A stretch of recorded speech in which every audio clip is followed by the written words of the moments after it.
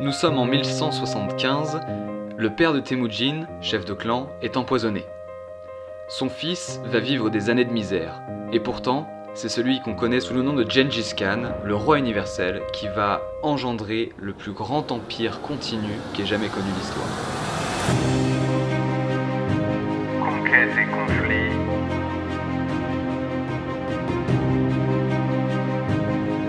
Un podcast Good Morning Esseg.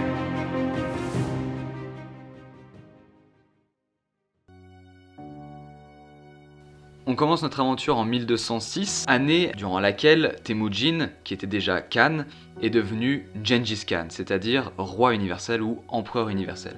Il va commencer par rallier plusieurs ethnies alentours, dont les Ouïghours, qui contrôlent une bonne partie de la route de la soie, et qui vont donc lui apporter le commerce, mais également l'écriture, qui sera très importante pour la civilisation mongole. Avant de devenir Gengis Khan, Temujin était assujetti à un tribut qu'il devait verser à la dynastie Tsin qui régnait dans le nord de la Chine.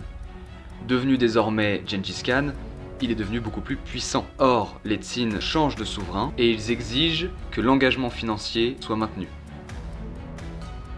Gengis Khan refuse et va attaquer la dynastie Tsin. Or, ceux-ci se trouvent protégés derrière la grande muraille de Chine. Gengis Khan va tout simplement contourner la muraille et attaquer les Tsin sur leur territoire de 1211 à 1215 en particulier, la dernière année de cette invasion, marquant le massacre et le pillage de Pékin qui est mis à feu et à sang par les Mongols. Pour autant, la dynastie Tsin n'est pas écrasée. Gengis Khan s'intéresse alors à l'ouest. Il a un accord avec le Shah du Khwarezm, c'est-à-dire un territoire qui s'étend sur l'Iran, l'Ouzbékistan, l'Asie actuelle, l'Asie centrale. C'est un accord commercial et de bonnes relations entre les deux peuples qui est rapidement violé par le Shah du Khwarezm, dont un commerçant va arrêter une grande caravane mongole et la piller. Gengis Khan va demander des réparations et des explications en envoyant 3 messagers. L'un d'entre eux sera tué, les 2 autres seront rasés. Et le fait de raser les messagers au lieu de les tuer, ça envoie un message différent? Raser un Mongol, c'est la pire humiliation qu'on puisse infliger à ce peuple. Le message est plutôt clair, l'un d'eux a été tué, les 2 autres rasés, c'est donc une fin de non-recevoir. L'incident est advenu en 1218, Gengis Khan va mener une invasion très violente de 1219 à 1224. Cette invasion va être caractérisée par des massacres de nombreuses villes, la traque du Shah, mais également la capture du fameux commerçant qui avait arrêté et pillé la caravane mongole. Le châtiment de ce commerçant capturé sera d'ailleurs expéditif. Les Mongols vont simplement verser de l'argent fondu dans sa gorge, ce qui va évidemment le tuer. On peut faire un parallèle évident avec Game of Thrones qui s'est inspiré de cette scène où on voit les Dothraki, un peuple nomade qui parcourt les steppes à cheval et pour qui avoir une barbe est un symbole de puissance, et si cette barbe est rasée, c'est une humiliation, tout comme pour les Mongols. Et on voit dans Game of Thrones un Targaryen qui se voit infliger le même châtiment quand il devient trop cupide. Durant cette invasion du Khwarezm, les Mongols vont aller jusqu'à l'Inde, mais le climat leur est trop désagréable, donc ils ne vont tout simplement pas continuer. Par contre, ils vont faire une chevauchée en Russie, entre 1221 et 1223, une simple chevauchée, mais qui verra déjà les Mongols balayer les armées russes. Gengis Khan retourne ensuite en Chine où il y a une révolte dans le nord et il va y mourir en 1227. Son empire s'étend alors de la mer Caspienne à la mer de Chine méridionale et on estime qu'il a déjà laissé dans son sillage 40 millions de morts. À la mort de Gengis Khan, c'est l'un de ses fils, qui s'appelle Tolui, et qu'il faudra retenir, qui est régent de 1227 à 1229. En réalité, c'est un autre fils de Gengis Khan, Ögedei, qui sera élu grand Khan à la suite de son père, en 1229. Et donc on a vraiment lieu à une élection, c'est-à-dire que le peuple choisit son dirigeant dans un empire à cette époque? Alors oui, c'est ce qu'on appelle le Kuriltai, c'est une assemblée des principaux dirigeants de l'empire qui vont élire le futur grand Khan, et on aura l'occasion de le voir, ces élections mettent en pause les campagnes militaires jusqu'à temps qu'il y ait un nouveau grand khan pour stabiliser l'empire et mener de nouvelles campagnes.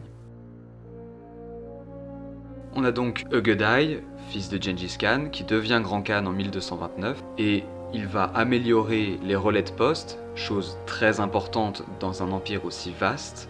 Il va enfin terminer la tâche qu'avait commencé son père en écrasant la dynastie Tsin en Chine en 1234, et il va également entrer dans les steppes russes et en Europe.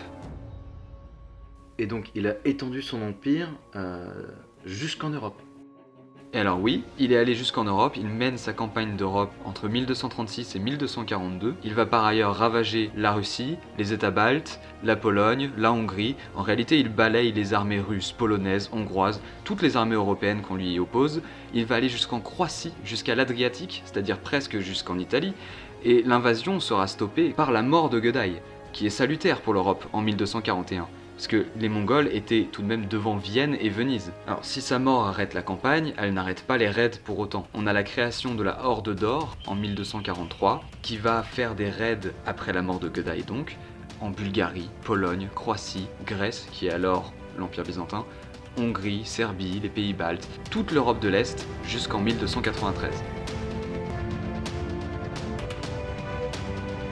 Mais alors on l'a vu, si Ögedei est mort, il faut bien élire un successeur. Pour un temps, ce sera sa femme, qui sera régente, puis son fils, qui sera finalement empoisonné au profit de Mongke, neveu de Ögedei et petit-fils de Gengis Khan, qui devient donc grand khan en 1251 après une élection. L'élection de Mongke en tant que grand khan va donner un second souffle à l'expansion mongole, qui va donc se diriger vers l'Iran et l'Irak actuels. On aura d'ailleurs la chute de Bagdad et des Abbassides en 1258. Les Abbassides, si je ne me trompe pas, qui était la dynastie qui avait réussi à détrôner les Omeyyades dans l'épisode précédent. Ceux-là même. Ils avaient réussi à détrôner les Omeyyades en 750 et ils perpétuent la dynastie jusqu'en 1258, année pendant laquelle les Mongols vont tout simplement tuer le calife abbasside à Bagdad tout en massacrant la population de Bagdad, en la mettant à feu et à sang, en la pillant, etc. Après la chute de Bagdad, le prochain objectif de Mongke, c'est d'aller conquérir l'Égypte du sultanat mamelouk. Mais Mongke va mourir en 1259, ce qui permet en réalité au sultanat mamelouk de se défendre en 1260. Pourquoi ? Parce que les Mongols avaient envoyé une grande armée à la conquête de l'Égypte, seulement voilà, à la mort de Mongke, une bonne partie de cette armée s'en est retournée vers l'Asie pour l'élection du futur grand khan. On a donc une armée bien moins imposante qui va affronter les Mamelouks, et les Mamelouks vont réussir à en tirer une victoire en 1260. En 1260, on devrait donc avoir une nouvelle élection d'un grand khan, étant donné que le précédent est mort. Seulement voilà, Kubilai Khan, petit-fils de Gengis Khan et fils de Tolui, va tout simplement prendre le pouvoir en 1260.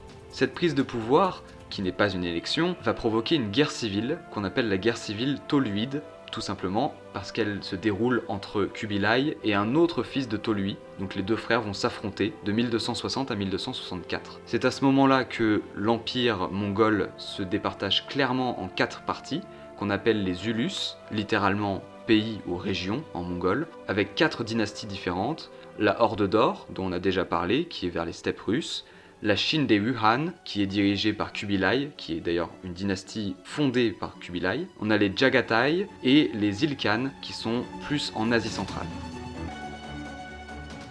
Kubilai Khan va remporter cette guerre civile et va donc rassembler l'empire mongol. Il va finir la conquête de la Chine en écrasant la dynastie des Song du Sud en 1276 et il va donc amener l'empire mongol vers son apogée, c'est-à-dire vers 1279. Il va cependant échouer par 2 fois devant le Japon qu'il aurait aimé envahir. Sous son règne, à la fin du XIIIe siècle, l'empire sera à son apogée et connaîtra une période qu'on appelle la Pax Mongolica, en référence directe avec la Pax Romana, c'est-à-dire une période de paix et de prospérité dans tout l'empire. Kubilai Khan va mourir en 1294 et c'est à partir de cette période, l'apogée étant passé, que l'empire va commencer à se disloquer. Merci de m'avoir écouté, c'était Virgile Imbert pour le 3e épisode de la série Conquête et Conflit, un podcast Good Morning ESSEG.